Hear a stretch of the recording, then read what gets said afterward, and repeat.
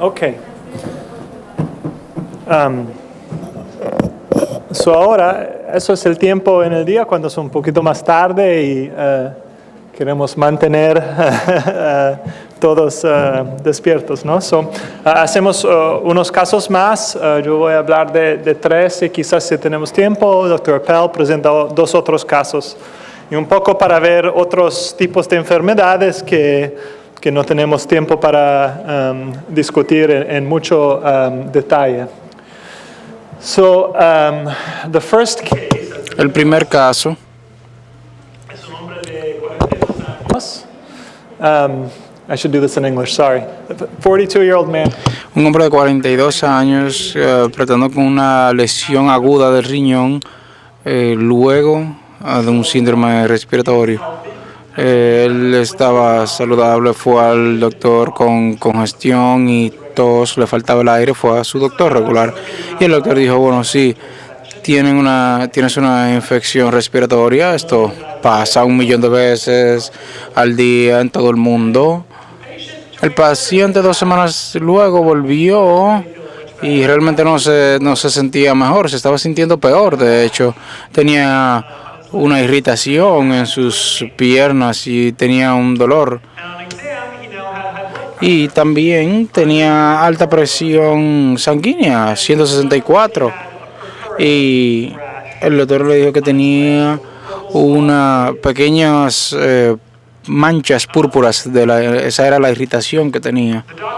El doctor envió los laboratorios y la creatinina era 1.9 miligramos por decilitro y debió haber estado en 0.9, esa era la base, y la orina era 3, por encima de 3 en la sangre. Inmediatamente se refirió al nefrólogo. El paciente, el nefrólogo, con la orina, encontró muchas células en la sangre amórficas. Teníamos 10 cada 20 por el campo. Y debido a las quejas respiratorias se le hizo un rayos X para verificar, pero esto no se definió realmente de forma clara. El ultrasonido del riñón estaba normal y se envió la sangre para análisis y fue negativo. Los complementos estaban bien, el anti-GBM estaba bien. Lo siento, esto se dijo. El anti-GBM estaba negativo, pero no lo tenemos. Envió todos estos datos y el nefrólogo realmente, antes de obtener los resultados del examen de la prueba, envió al paciente para una biopsia de riñón inmediatamente. Entonces vamos a ver la biopsia. Entonces, en una visión de alta gama no se ve tan mal el riñón. Hay un poco de inflamación, pero no nada malo. Todo realmente simple, se mantiene a simple vista. Y aquí podemos ver que hay un vaso sanguíneo que está marcado y una inflamación perivascular y en la parte perivascular arterial. Esto realmente es dramático. Sí, creo que fue un vaso que toda la pared estaba incluida y pueden ver toda esta inflamación perivascular. Aquí pueden ver el casco rojo tubular.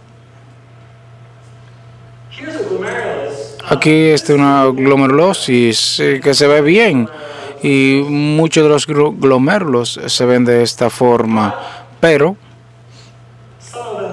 algunos se ven de esta forma. Pueden ver esta gran creciente celular que tiene acá y más o menos la mitad tenían estas crecientes.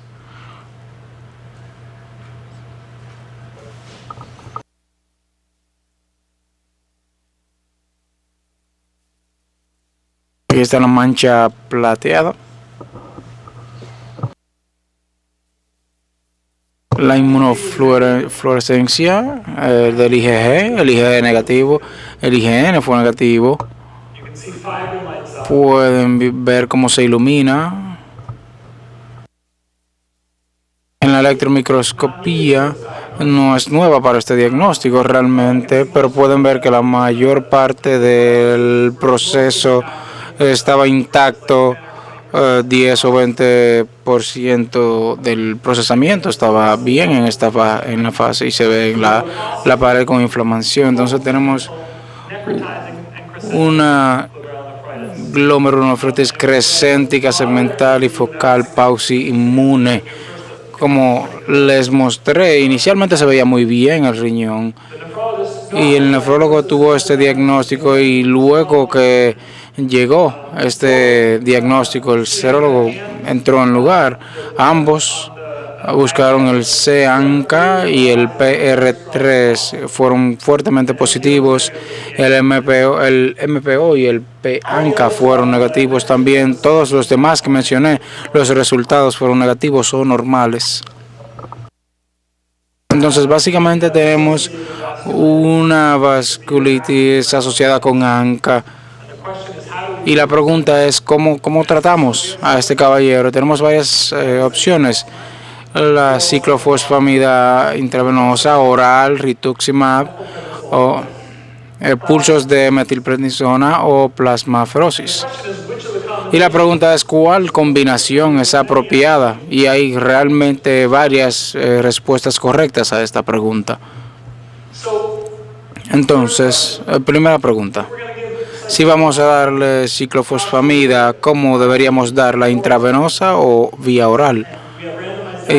Tenemos datos aleatorios que nos guían. Esto fue un estudio que se hizo en el Consorcio de Europa y aleatoriamente sortearon los pacientes ya sea para ciclofosfamida oral diaria, y eran 2 miligramos por kilogramo por día, o un pulso intravenoso de ciclofosfamida, un régimen que era particular, este régimen que les gusta utilizar. Algunas personas que dan un pulso cada 2 semanas, 4 pulsos, luego cambian a cada 3 semanas, hasta llegar a 3 a 6 meses, dependiendo de la respuesta. Entonces eso es intravenoso versus oral.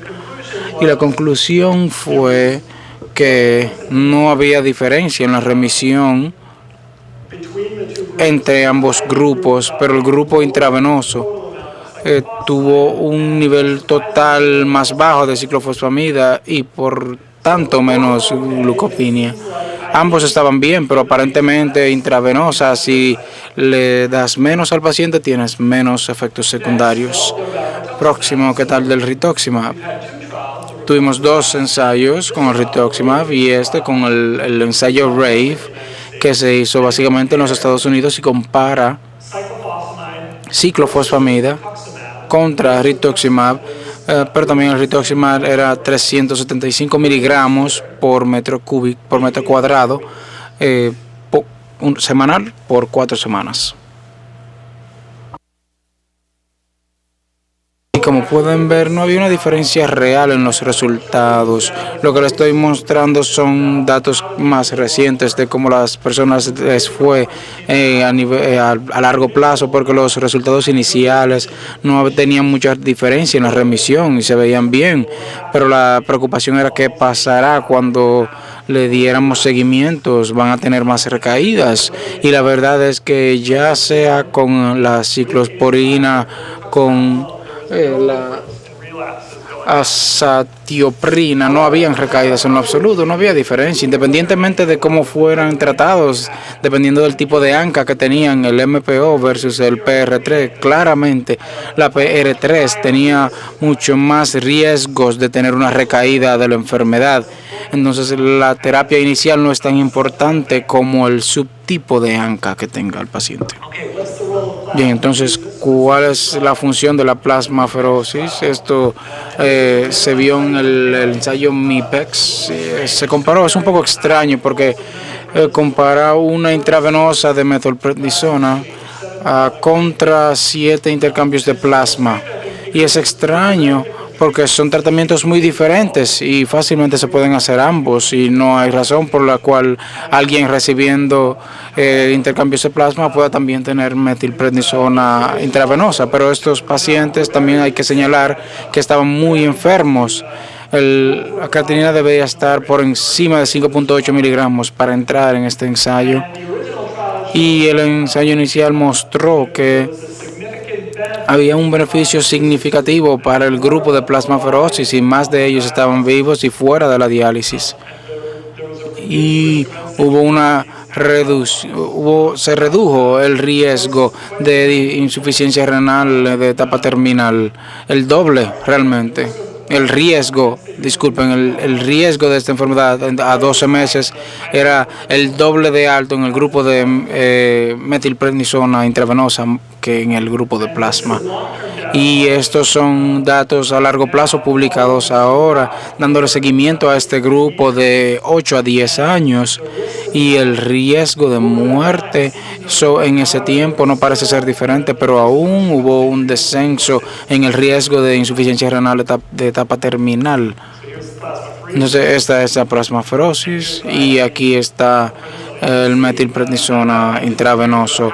Eso es de 8 a 10 años. La mitad de las personas originalmente fueron tratadas con metilprednisona, se fueron a diálisis y solo más o menos 35% del grupo de plasmaferosis se dio diálisis.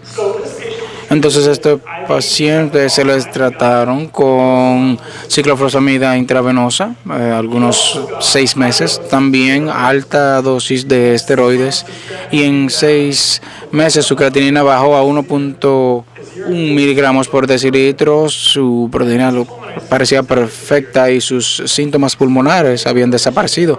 Entonces obtuvimos una remisión, pero ahora ¿qué hacemos? ¿Cuál es la mejor opción para terapia de mantenimiento? Luego de conseguir la remisión, tenemos azatioprina, micofenolato, rituximab de nuevo, o simplemente nada. Realmente necesita tener algún inmunosupresor realmente ahora. Les daré la respuesta. Esto fue publicado en JAMA y compara esta exacta situación, pacientes con vasculitis asociada con ANCA que fueron tratados y fueron a remisión y luego se les mantuvo en microfenolato o en azathioprine. Aquellos que estaban en azatioprina tenían menos riesgo de recaída con el tiempo. Entonces, la azatioprina parece ser mejor que el microfenolato. Ahora, esto acaba de salir al final del año pasado en el Diario de Medicina de Nueva Inglaterra. Es un estudio francés que revisó el mantenimiento con rituximab y le daban una dosis cada 6 meses en contra la azatioprina. Esto se presentó el año pasado en la Sociedad Americana de Nefrología y pueden ver que los pacientes acá con rituximab tuvieron aquí la dosis son 2 inicialmente y luego cada 6 meses. Tenían un riesgo mucho menor en 8 meses de la enfermedad recurrente comparado con la azatioprina, 5% en el grupo de rituximab, 29% en el grupo de azatioprina, y fueron 4 pacientes más o menos tratados para evitar una recaída. Entonces, si puedes pagarlo, rituximab es una elección excelente para el mantenimiento en una persona que realmente quieres evitar una recaída de la enfermedad. Para resumir, ambos, ciclofosfamida y rituximab, son opciones razonables. Se puede utilizar tanto intravenosa como oral, pero habrá menos efectos secundarios si es intravenosa. El rituximab es particularmente útil reduciendo el riesgo de recaída y cuando se da con un horario de mantenimiento, básicamente, pero sí se necesita pensar el paciente individual y las características individuales de cada paciente, porque hay características, especialmente en el tipo ANCA, que les dirá mucho sobre ese riesgo de recaída. Y ese es el final del primer caso. ¿Alguna pregunta antes de continuar?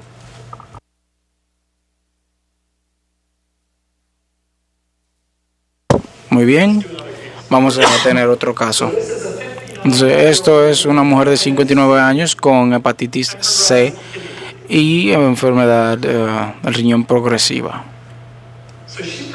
Ella se presentó con fatiga y un edema en las extremidades inferiores. Tenía hepatitis C por mucho tiempo. El genotipo era 1B. Hace 6 años intentó un tratamiento de la hepatitis C con IFN y ribavirin y tuvo una respuesta incompleta. Un año después tuvo reticular lívido en sus articulaciones. Esto progresó con el tiempo y 6 meses después trató de nuevo de tratar, bueno, más de 6 meses ahora, pero esto fue luego de que salió el telapravir y trató su enfermedad con telapravir, PIFN y ribavirin juntos. Y inicialmente pareciera hacerle bien y pasó a no detectarse, pero tuvo muchos problemas con la terapia, depresión, realmente no pudo terminarla y tuvo que detener la terapia 3 meses en esta. Y se presentó con un edema, 20 libras de peso, nueva hipertensión, nueva orina, realmente muchos problemas de respiración, muy fatigada, apenas se podía parar de la cama cuando vino a la sala de emergencia. Esto es como se ven sus piernas en el lívido. Esto no es el paciente real, pero es una foto de ella, y también tenías algunas úlceras también. Entonces se ingresó muy alta hipertensión y una disfunción renal progresiva con la creatinina de 1.2, 1.6, desde la base 0.8. Estaba tratando una resistencia diurética en un edema, tenía úlceras, eran muy dolorosas, requirió una transfusión de sangre, muchas cosas pasaron realmente. Tenía hipoxia y realmente estaba fuera de proporción a la cantidad. Tenía un poco de edema pulmonar, pero realmente su hipoxia era mucho más marcada que eso y no mejoró con los diuréticos. Hicieron un examen CAT y no tenía ningún problema pulmonar. Un ecocardiograma mostró que una fracción de relación LV que era normal, que es 55%. 2 semanas luego bajó a 35%, o sea que tenía muchos otros síntomas, dolores de cabeza, sentía que no podía pensar, le era difícil recordar cosas. Una resonancia en el cerebro mostró lo que parecía como isquemia microvascular. Y también tenían una típica neuropatía media derecha. Entonces el diagnóstico es obvio, esperamos. Su orina estaba activa y su Hep C volvió realmente, su hepatitis C. Estos fueron los laboratorios que se enviaron. Importantemente pueden ver que el complemento C estaba muy bajo y su factor reumatoide estaba muy alto. Y de hecho enviamos su sangre para una CREO-CRIT de 8%.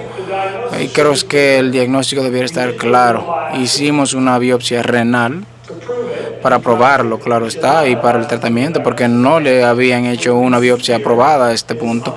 No pueden ver aquí en una visión de bajo poder los glomérulos cuando se estaban describiendo el lobular anteriormente con el Dr. Apple. Aquí es arterial, alguna inflamación perivascular y está completamente obstruida por la inflamación, así que tenemos vasculitis. Aquí están los glomérulos y pueden ver esta proliferación, esta imagen proliferativa de los glomérulos con muchas células en la misagia. Esta apariencia lobular les dio la inflamación. Y en algunas de las asas capilares podemos ver que hay algunos problemas inmunes, algunas trombas inmunes. Ese es el trichrome. Y de nuevo pueden ver la posición aquí de la matriz. Esos son otros vasos sanguíneos. Aquí está la inmunofluorescencia, mucha IgM que se muestra en las paredes capilares y dentro. Estas todas son inmunes, la IgG también. Y estos son el complemento C3. Aquí está kappa, aquí está lambda, ambas, tenemos de ambas, pero kappa está mucho más fuerte.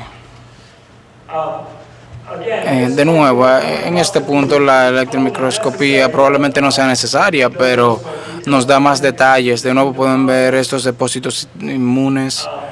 En una visión de alto poder en la mesangia pueden ver en la pared esta matriz interpuesta.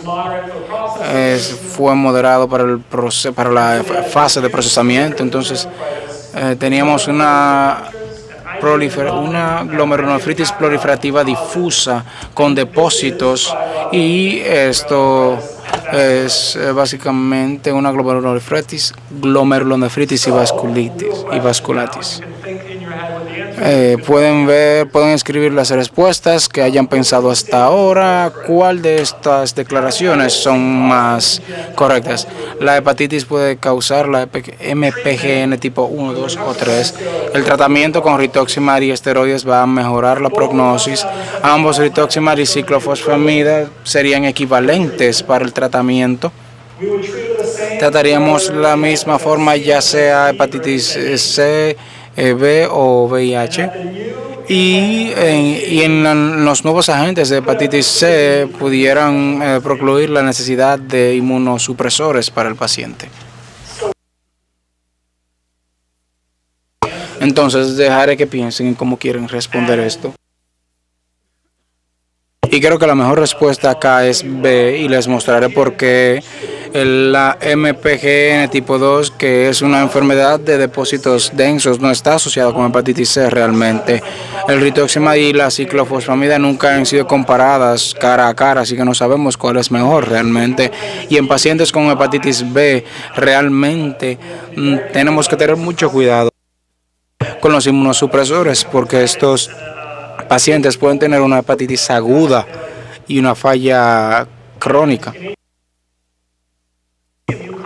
En VIH por igual, cuando vemos complejos inmunológicos, tenemos que tener cuidado con el VIH.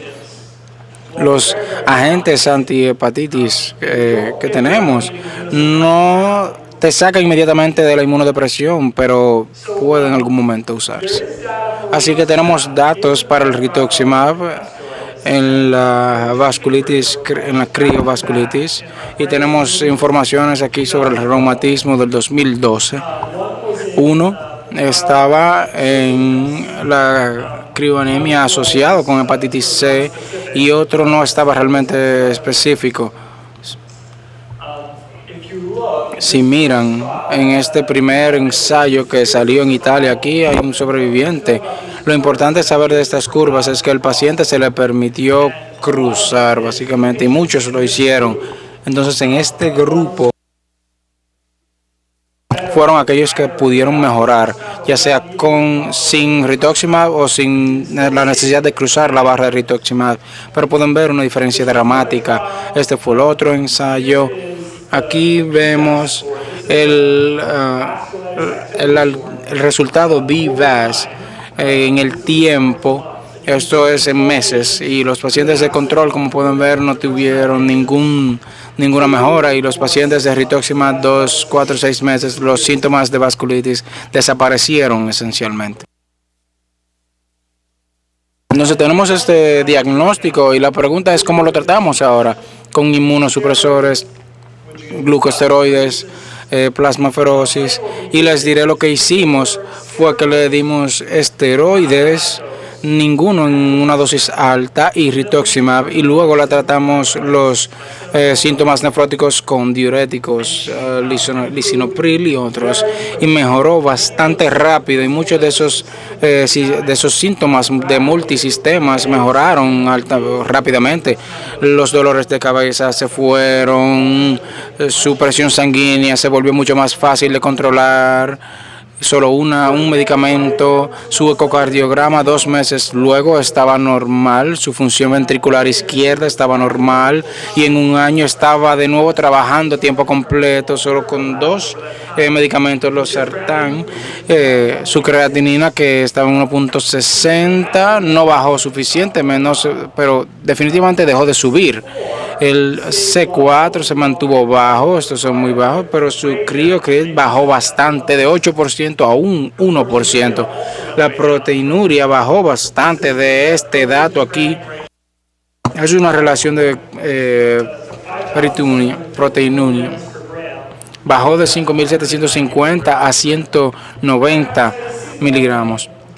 Y la hepatitis C subió en parte el virus, pero por lo que esta se quedó. Quisiera decirles que esto es una historia asombrosa y que terminó bien, y por más o menos 4 o 5 años así fue, sin ningún tratamiento inmunosupresivo, pero lamentablemente 4 o 5 años luego, el año pasado realmente empeoró. Los síntomas vasculares se empeoró, el hígado tuvo nuevas úlceras, su criocrit, que estaba ya en 1%, subió de nuevo, y entonces decidimos que necesitaba ser tratada nuevamente. Esto fue justo antes de la aprobación de los nuevos medicamentos de la hepatitis C. Entonces le dimos inmunosupresores de nuevo, rituximab de nuevo, y sus síntomas de vasculitis de nuevo desaparecieron, pero desafortunadamente tuvo un brote de hepatitis C y desarrolló hipertensión portal y infecciones recurrentes, y terminó realmente teniendo peritonitis bacterial y murió por esta. Entonces, en resumen, no termina todo bien, pero en resumen, la hepatitis C es la mayor causa de este tipo de vasculitis, y si se puede erradicar la hepatitis C, ese sería el tratamiento de elección, el principal. Sin embargo, cuando se tienen enfermedades severas que amenazan los órganos, hay que tratar la parte inflamatoria de la vasculitis inmediatamente, y no puede necesariamente esperar a erradicar la hepatitis C. El rituximab y la terapia de células B trabaja bien, pero no es enteramente benigna como la historia le dice. La mayoría con cursos repetidos, la hepatitis C puede brotar de nuevo. No se puede utilizar con hepatitis B porque se puede tener una falla total, y los nuevos medicamentos con esperanza van a revolucionar el tratamiento, y se podrá eliminar la hepatitis C con personas con vasculitis o cualquier enfermedad leve. Por supuesto, se necesitan más datos porque apenas empezamos a usarlas hace pocos meses. ¿Algunas preguntas sobre este caso?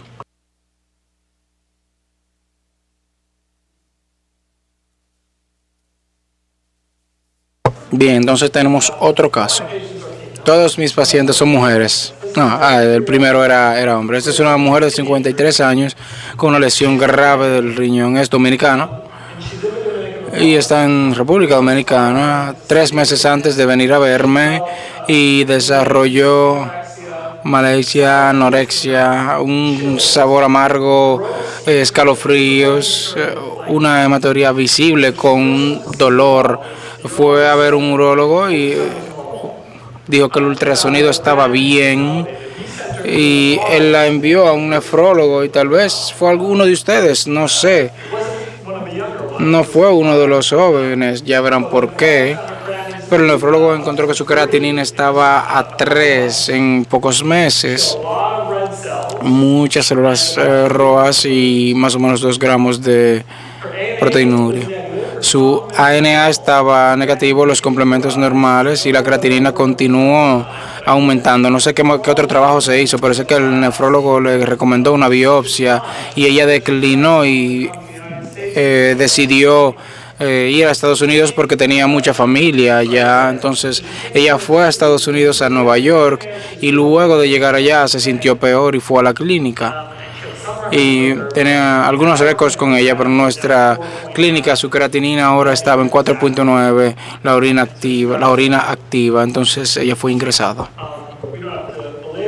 No tenemos que hablar mucho sobre esto, pero su examen estaba aceptablemente normal. Su ultrasonido estaba normal, la orina la mencionamos, la creatinina la mencionamos, su albuminina estaba en 3.4, un poco baja, pero no dramáticamente. Todos los demás laboratorios estaban bien. La ANA negativa, ADN doble normal, complementos C4 y C3 normal, hepatitis B y C normal, ASO normal, el GBM, MPO y los demás no se los voy a dar porque no los teníamos en ese entonces. En el hospital tuvo algunos fluidos y la creatinina bajó un poco, pero aún estaba alto. Entonces se le hizo una biopsia renal 4 días luego. Entonces tal vez podamos mostrar un poco, tal vez que ustedes digan lo que creen. ¿Quién cree que esto será una postinfección? Nadie. ¿Alguien cree que será lupus? MPGN. Anti-GBM, nefritis. Pausa inmune. Bueno, ya presenté un caso de pausa inmune, así que saben que no voy a hacer dos. Nefropatía IgA. ¿Quién cree? Escucho a alguien que dice que sí. Veamos la biopsia. Primero, esta es la visión de baja poder y pueden ver que hay mucha inflamación, una fibrosis también acá abajo. Entonces no es un riñón que se vea bien. Y de los 13 glomérulos, 4 de ellos eran glomérulos escleróticos. Los otros glomérulos tenían mesangia, no estaba tan marcada como la última biopsia, pero claramente está anormal aquí. Y 5 de los glomérulos tenían crecientes celulares. Entonces, aquí está otra creciente pequeña. Y aquí hay una una creciente completa con necrosis fibrinoide también. Estimaron más o menos que 4% del riñón tenía fibrosis tubular. Aquí tenemos la inmunofluorescencia, IgA, cómo se ilumina. La IgG estuvo negativa, su IgM fue negativa, tenemos C3 acá en el mismo patrón. La electromicroscopía muestra mucha actividad mesangial y muchos depósitos. Esto es nefropatía IgA y es una creciente, una nefropatía IgA creciente. Como mencioné anteriormente, eso no menciona nada sobre crecientes, porque esto fue cuando realmente se obtuvo esta clasificación. No había suficientes en los patólogos que lo miraban para tener básicamente una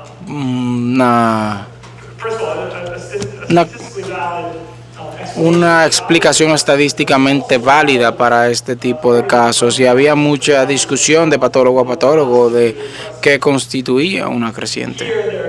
Aquí no son sutiles, pero su récord MEST tuvo la M1 porque tenía la hipercelularidad mesangial, tuvo E1 por la hipercelularidad capilar, no tuvo esclerosis, y para T tuvo 1 porque fue menos del 50%, pero más de un 25%.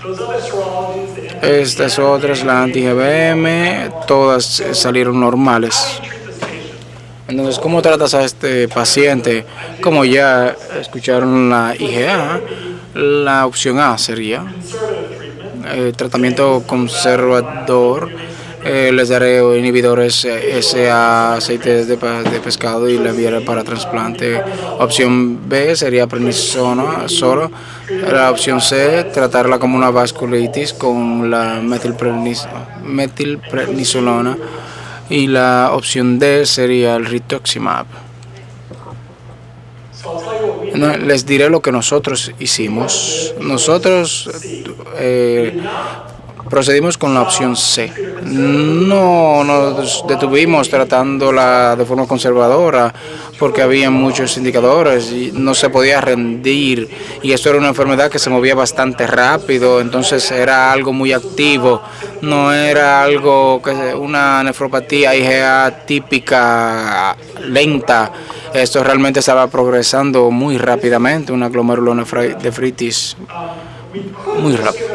pudimos simplemente darle la prednisona, pero todos los estudios que apuntaban la prednisona no trataban a pacientes tan enfermos, no aplicaban realmente a pacientes con tantas crecientes y que tienen un curso rápido de acción como el de esta mujer.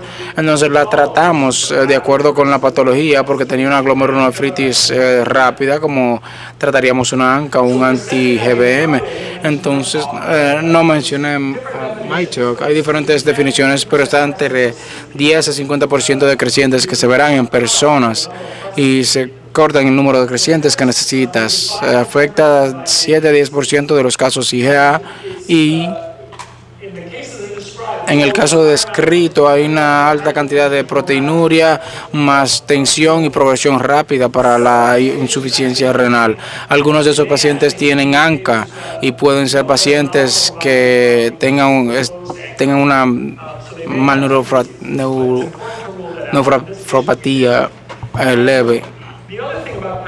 Lo otro de la IgA, la nefropatía creciente IgA, como mencioné, es que los supervivientes son 50% a un año y solo 20% a 5 años, así que es una prognosis mucho peor.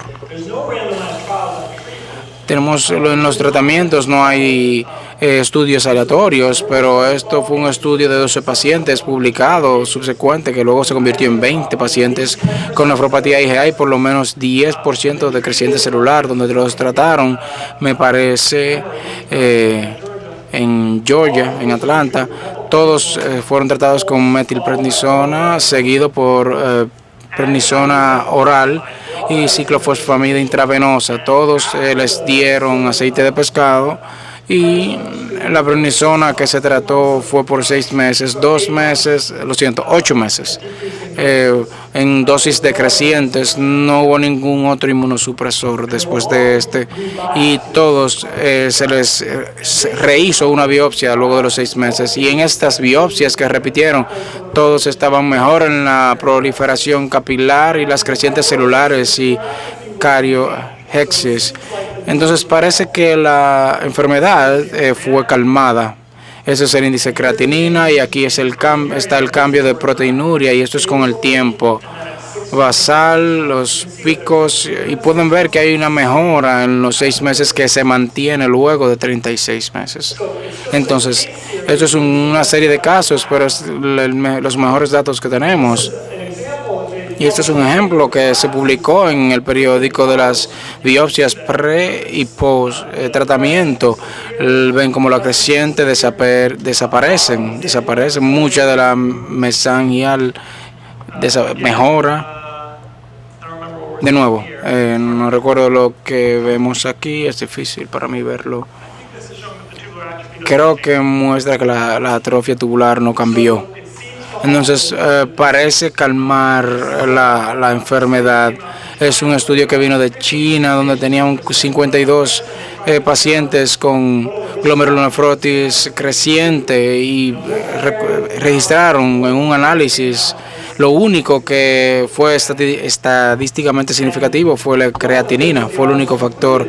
O algo que concluyeron es que si la creatinina es 6.8, el tiempo de la biopsia es 100% predecible la disfunción renal terminal.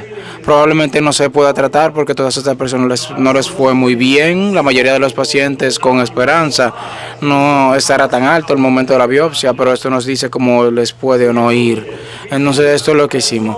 Tuvimos metilprednisona, ciclofosfamida, tuvo complicaciones, tuvo esofagitis, tuvo diabetes inducida por esteroides. No fueron 6 meses fáciles, pero luego de 6 meses su creatinina bajó de 4.5 a 1.5, su proteína urinaria era 0.8 y en ese punto, por la severidad de su enfermedad, la empezamos con el micofenolato como una terapia de mantenimiento. Han pasado 7 años y está perfecta.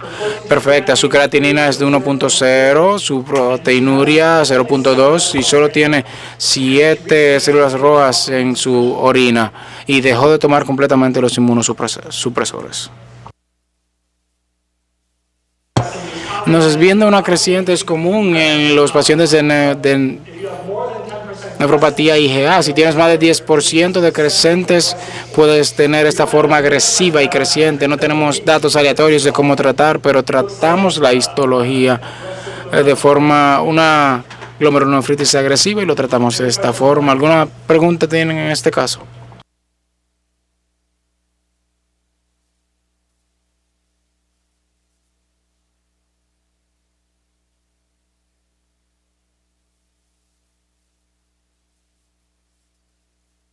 Bien, entonces esto es un paciente de 72 años con una falla aguda renal. Bien.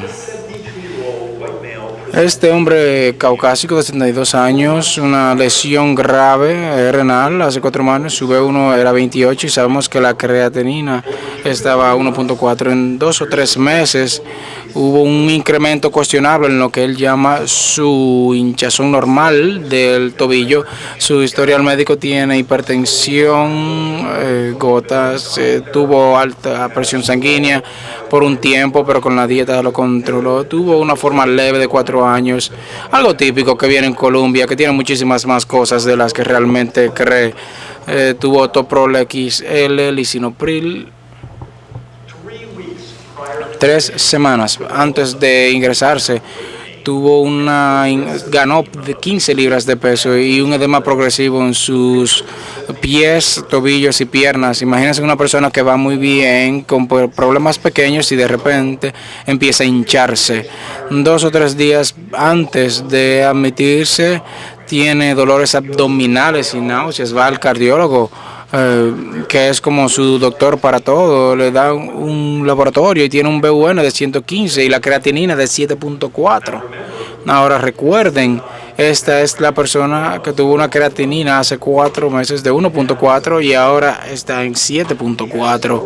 Tienes proteína mayor a 4 en la orina, 5 a 10 células rojas, algunas blancas, ningún CAST. Su proteína urinaria de 24 horas es de 18 gramos al día. Tiene ANA, hepatitis B y C, todos negativos. Entonces, aquí hay alguien que tiene 72 años de edad que ha desarrollado una lesión aguda del renal y en 4 meses pasó de una creatinina no normal, pero no terrible para alguien de 72 años, pero a alguien a nivel de diálisis y tiene mesoproteinuria. Entonces, a alguien le gustaría hacer cualquier otro tipo de examen que pueda pensar. ¿Creen que podemos hacer otro examen a este paciente?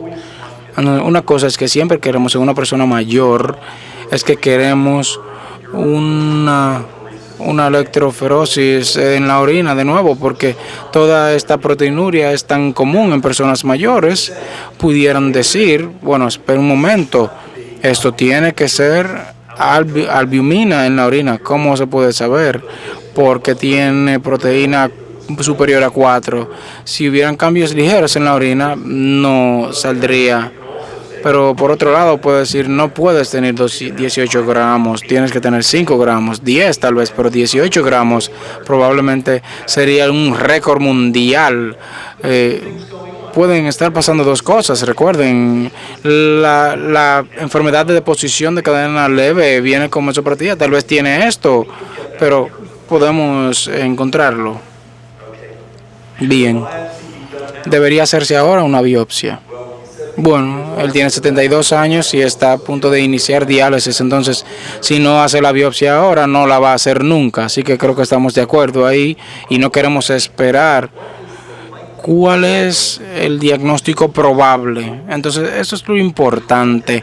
Tratamos de pensar en cosas que sean tratables. Cuando tienes a alguien que tiene una lesión aguda, tienes que pensar, un momento, esto es algo agudo, ¿qué podemos cambiar? El paciente no le importa si haces un gran diagnóstico y no lo puedes ayudar, pero hay algunas enfermedades que son completamente tratables y algunas en las cuales no vas a pensar.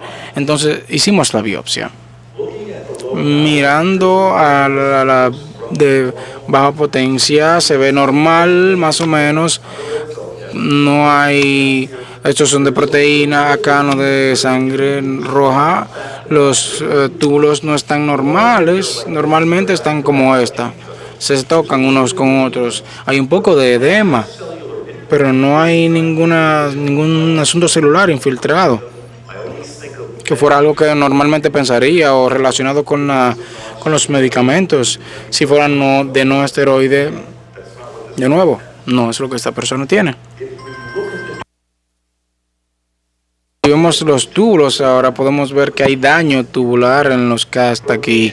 Y de nuevo, tenemos aquí un túbulo que ha perdido completamente su borde. Entonces eso es ATN. Esta persona tiene necrosis tubular aguda. Y vemos la glomerulosis. Se ve normal, las paredes capilares están delgadas, realmente se ve muy hermoso estos glomérulos, no hay un aumento en el número de células. Si quieres contar las células, realmente proliferación es más de 4 células. Y de nuevo, si vemos acá, no hay mesangial, realmente es una glomerula, se ve normal, pero los tubulares no se ven bien, hay daño tubular en múltiples lugares. Esto se ve hermoso. Puedo mostrarle esto a los estudiantes y decirle que es una mancha normal por la glomerulosis, excepto cuando vemos la electromicroscopía. Aquí está la asa capilar, aquí está la membrana base. Miren nuestro potocito. ¿Cómo están? Están completamente en fase, 100%. Pueden ver que este está saliendo. Aquí hay otra asa capilar, 100% en fase. Los epiteliales, ¿cómo van? Todo lo mismo. Entonces esta persona tiene una glomerulosis normal en la electromicroscopía. El EM es un cambio mínimo. Es una enfermedad de cadena mínima con una falla renal aguda. Aquí tenemos otras asas completamente desfasadas. Una enfermedad de cambio mínimo con una lesión tubular aguda. ¿Esto es algo que nunca van a ver? No, desafortunadamente eso es bastante común y muchas personas van a decir que es una persona de 72 años, tiene una creatinina alta. En términos de eso vamos a darle una diálisis y decirle que se va a quedar en diálisis el resto de su vida y ya. Entonces, en nuestra serie de las que hablamos, 95 pacientes con enfermedad de cambio mínimo, 17% presentaron con una lesión o una falla renal aguda. Si miran a todo el curso, un cuarto de ellos se desarrolló con el tiempo. Eso quiere decir que se le subió la creatinina, que era reversible, o que se presentaron con una creatinina alta que luego bajó. Vamos a hablarnos de esto. La etiología no está clara. Si mira la literatura, hay muchas personas con cabellos grises o no que pueden ver pueden recordar 30, 35 años atrás cuando se hablaba ya sea del daño isquémico o un edema intersticial, una decreción de volumen secundaria. Él tenía diuréticos, estaba en los inhibidores SA, ARBs. De nuevo, no hay una etiología clara. Hay hallazgos, claro, que sugieren. Por ejemplo, si vemos una serie de la literatura, estos son datos de Charlie Chinet de la Universidad de Carolina del Norte. 21 adultos con enfermedad de cambio mínimo que tenían una falla aguda renal, creatinina por encima de 2, la principal 5.5, así que realmente es falla renal, contra 50 adultos con enfermedad de cambio mínimo con la creatinina por debajo. La diferencia era que aquellos con la parte aguda eran de 60 mayor, tenían más hipertensión, pero eso pasa con la edad. Pero lo más importante es que tenían una proteinuria mucho más pesada, mucho más alta en una persona mayor. Una proteinuria muy alta, 18 gramos en un paciente de 72 años. La arteriosclerosis también va con esto. Y de nuevo, daño epitelial tubular es lo que vemos en la mayoría de estos casos. Esto les muestra de nuevo, si ven a estos pacientes aquí, la creatinina de suero en un grupo normal. Aquí está el grupo que desarrolló AKA a tan alto como 5.5, más hipertensión, proteinuria más alta, y por supuesto es un grupo de mayor edad, 40 versus 60 años. Si toman esto y miran las series donde la biopsia hizo una diferencia en el diagnóstico, esta es una de las cosas más comunes. Si tienen un ATN y un cambio mínimo, no pueden hacer un diagnóstico sin biopsia, no se puede realizar. Entonces puedes decir, bueno, espera un momento, puede haber sido oncopositivo, crescéntica, se hubiese podido tratar con rituximab o citoxina, ciclofosfato. No. Esto es una enfermedad de cambio mínimo. Esta persona no necesita una terapia de grandes ligas como esa. Pero de nuevo, si tomas otra serie de 259 adultos en la edad de 60 que se presentan con lesión renal aguda, una de las causas más es ATN o síndrome nefrótico que vamos a ver. La mayoría tenían una enfermedad de cambio mínimo. Entonces, una persona mayor que tiene una situación completamente reversible en términos de si el volumen puede bajar, se puede reemplazar, se puede cambiar de la enfermedad de cambio mínimo, se puede dializar, pero esos glomérulos están normales. Entonces, la enfermedad de cambio mínimo con AKA afecta a un número significativo de adultos mayores. Esta parte por lo general responde a tratamiento. Se trata con esteroides o cualquier otra cosa para su cambio mínimo que hablamos esta mañana, van a mejorar. Las recaídas son normales, pero aún así puedes simplemente tratarlos de nuevo. Entonces, lo importante de pensar, no teníamos mucho tiempo esta mañana cuando hablamos de esto. El último caso es algo que resulta ser muy importante, está resultando ser muy importante. Es algo que el Dr. Ford Benz habló el año pasado brevemente, pero es algo que van a ver más y más y van a escuchar cada vez más y más. Es un hombre de 19 años con microhematoria y insuficiencia renal crónica. Eso es un hombre blanco de 19 años que tiene una creatinina de 1.8 en un laboratorio rutinario cuando inició la universidad en Estados Unidos, que realmente es un jugador de hockey y quería jugar para el equipo de la universidad. Tiene una historia de hematuria microscópica, nunca tuvo ninguna disfunción proteinuria o renal, ningún suplemento ni nada, y una persona muy confiable, y sabemos esto.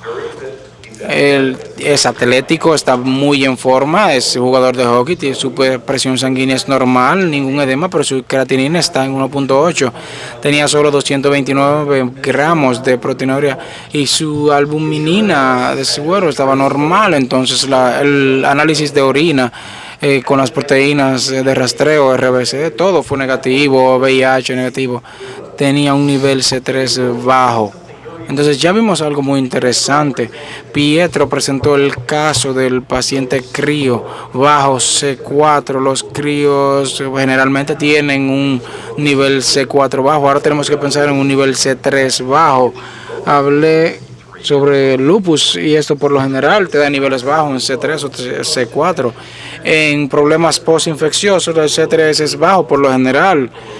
Tú puedes recibir complementos. Y sabemos que esta persona puede tener una postinfección GN, tenía una creatinina de 1.8 y aún tiene el C3 bajo. Si tiene una GN prostectococo y luego resulta en 6 semanas, está de nuevo en la normalidad cuando la enfermedad mejora. Así que aquí está su glomerulosis, sus glomérulos, que tiene algo de proliferación acá, y de nuevo se puede ver que es una glomerulonefritis proliferativa, y se puede ver acá abajo, si podemos ver los glomérulos C3 en todas partes, y en los tubulares también, incluso en las cápsulas. Si buscan IgG, nada. La membrana base tubular tiene C3, pero no hay monoglobina, solo hay complementos, depósitos de complementos, y solo es C3. Cuando ven la electromicroscopía, ven esos depósitos. Aquí pueden verlos debajo de la membrana base, aquí está la asa capilar, pero hay subepiteliales que se ven diferentes, mesangial. Entonces, podemos ver aquí y decir, espera un momento, esos depósitos no pueden ser complejos inmunes, no hay inmunoglobina presente en lo absoluto, pero hay C3 presente en cada uno de ellos. Lo que esos depósitos están hechos es de productos de complemento, es lo que llamamos enfermedad de depósitos densos, pero no son depósitos inmunes, son depósitos de C3 en descomposición. Aquí de nuevo pueden ver estos depósitos de electrones densos. Aquí tiene una glomerulonefritis proliferativa endocapilar consistente con enfermedad de depósitos, algo de proliferación y muy poca fibrosis tubular. Así que solía ser que ningún nefrólogo tenía que recordar el camino de los complementos. Era una de esas cosas, era como coagulación. Dejas que el hematólogo o alguien lo recuerde, pero no querías aprendértelo. Ahora todos tenemos que aprenderlo, porque hay dos caminos. El clásico, a través de complejos inmunes, que baja por esta vía, y el camino alternativo a través de C3. Y eso es lo importante. Bajan acá el complejo de ataque a la membrana es de células. Por eso matas bacterias de esa forma. Esto se causa por lo general por complejos de anticuerpo, infecciones, enfermedad prostectococo, autoinmunes como lupus, bajan por esta vía. El C3, el camino alternativo, siempre está activo. En nosotros siempre pasa y peleando infecciones. Necesitamos esto para pelear con infecciones y problemas bacteriales. El problema en estas nuevas enfermedades no son nuevas, las estamos viendo de forma diferente, pero algo está liderando ese proceso que vaya, como mi asociado les gusta decir, es como una fosa que está goteando constantemente a nivel bajo, algo está abriendo esta fosa y llevando a los complementos que vayan muy rápido acá en estos pacientes. Entonces, las dos diferencias son, y esto cambia, cada libro texto ha cambiado en los últimos 2 o 3 años. Solíamos pensar que el camino clásico, C3 y IgG, nuevos complejos, ahora el camino alterno, C3 y ninguna inmunoglobina. El viejo diagnóstico MPGN se mostró el año pasado, estaba basado en dónde estaban los depósitos, si estaban depósitos en todos los lados electrodensos o de alguna otra forma. Ahora está basado en la inmunofluorescencia, si solo hay C3, es de enfermedad de depósitos densos o glomerulopatía de C3. Si de lo contrario sería MPGN tipo 1 o tipo 3. Es una forma diferente de verlos, pero esto es viendo la patogénesis. La patogénesis no nos ayudaría en nada, exceptuando que tengamos formas de tratarlo. Hay personas de nuevo enfocándose en tratamiento de desórdenes de complementos con el camino alternativo. ¿Por qué? Es este goteo, esta fosa abierta. Muchos de estos pacientes les faltan estos inhibidores, factor H. Ellos ralentizan el sistema. Si tienen una deficiencia genética en factor H, el sistema sigue yendo rápido y baja hasta acá abajo, y eso es lo que está pasando en muchos de esos pacientes con enfermedad de depósitos densos. Hay personas que tienen ya sea autoanticuerpos acá contra factor H o I, o hay personas que tienen activadores, pero independientemente de algo está encendiendo ese sistema, y eso es lo que tenemos que apagar. Y realmente verificamos en el caso de Brad y tiene una mutación del factor del complemento H. Tiene la membrana circular de ataque que tiene esa circulación en su cuerpo todo el tiempo. Eso está excelente para matar bacterias, pero no está bien para la glomerulosis, donde constantemente se llevan los depósitos de C3, llevando a esta enfermedad de glomerulonefritis tipo C3. Dada su proteinuria mínima y ninguna terapia específica en el 2008 para enfermedad de C3, simplemente se le dio seguimiento. Su creatinina subió, su proteinuria subió, su C3 siempre bajo y su C4 siempre normal. Entonces, de nuevo, ahora en el 2010, viene a nosotros en el 2010, su biopsia original no tuvo ningún tipo de glomerulosclerosis ni cicatriz intra. Ahora tiene 15% de cicatrices intersticiales y de glomerulosis. Lo que hicimos fue tratarlo con un bloqueador de complemento. Puede que sepan de Eculizumab. Es un anticuerpo monoclonal que bloquea el complemento justo acá. No llega al ataque de la membrana. Ese es el complejo de ataque a la membrana. Esto es un C5A muy potente que se ingresa en la glomerulosis. Esto lo bloquea ambos, porque está aprobado por la FDA este medicamento en los Estados Unidos para tratar síndromes típicos. Está aprobado para otras enfermedades también, pero ahora se está usando en muchos pacientes con enfermedades de glomerulosclerosis y con ese tipo de síndromes, y ahora lo estamos moviendo a estas enfermedades que son relacionadas a los complementos. Realmente vimos 6 pacientes que ya tenían enfermedad de C3 o depósitos densos. Le dimos el medicamento por un año, luego el seguimiento 4 de 6 pacientes experimentaron estabilización o mejora progresiva, incluyendo el paciente actual, mejoraron. Y el tratamiento se correlacionó con el complejo de ataque a la membrana y mejoró por completo. Entonces, esta es la resolución de la proliferación, y miren los depósitos electrodensos, simplemente se van.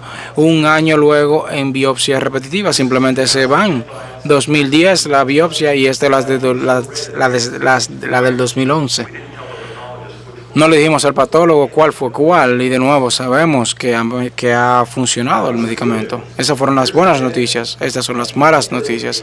Al final de un año paramos la terapia. 3 meses luego su creatinina puede que esté subiendo, pero su síndrome de ataque a la membrana subió de nuevo. Luego de un mes volvimos con el medicamento porque sabíamos que estaba activando el sistema de complementos de nuevo.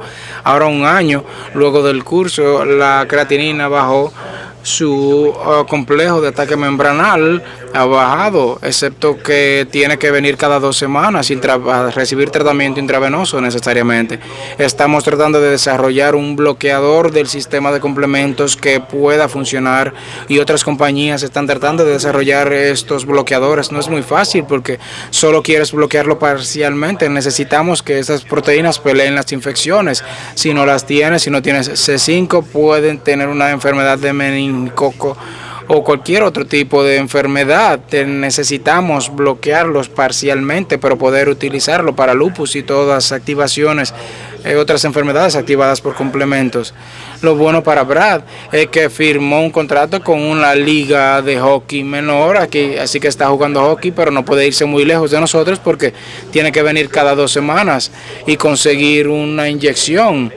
Él está en el estudio, así que no tiene que pagar por eso, pero es un medicamento extremadamente caro. Necesitamos medicamentos bloqueadores menos caros, y eso es algo que realmente en nefrología ustedes están siendo parte de esto, cambiando la clasificación de las MPGN y pensando en la patogénesis aquí y pensando en bloqueadores de complementos, y van a ver cómo se desenvuelve todo esto en los próximos años a medida que se desarrollen nuevos bloqueadores. Entonces, lo que era MPGN B4, ahora estamos pensando en la patogénesis, que es inmunoglobina C3 solamente, es glomerulopatía C3 o glomerulopatía C3. Esa era alternativa del camino de los complementos. Pudiéramos hacer una prueba comercial se está haciendo realmente como prueba comercial en Estados Unidos y se puede enviar, se puede utilizar como marcadores, pero lo más importante aún es, esto es una enfermedad en desarrollo y es un gran cambio porque nos da todo un nuevo tratamiento para la enfermedad glomerular, ya sea lupus, ya sea cualquier postinfección, puede que podamos tratar muchas de esas enfermedades bloqueando los complementos y si encontramos una forma de bloquearlo que funcione con el C4, puede que sea una parte de tratar el medicamento de esta forma. Volvamos en 2 años y les diré qué pasó. Creo que, como siempre me gusta decir, creo que les hemos dicho más de lo que sabemos del tema ya y a este punto creo que es muy bueno que cerremos nuestra parte de la conferencia. Vamos a virar esto ya al doctor Martínez o quien quiera que vaya a hacer la parte de clausura y estaré más que contento de responder cualquier pregunta que tengan de lo que sea que dijimos ahora. Pero si Pietro lo dice, él tiene que responder la pregunta.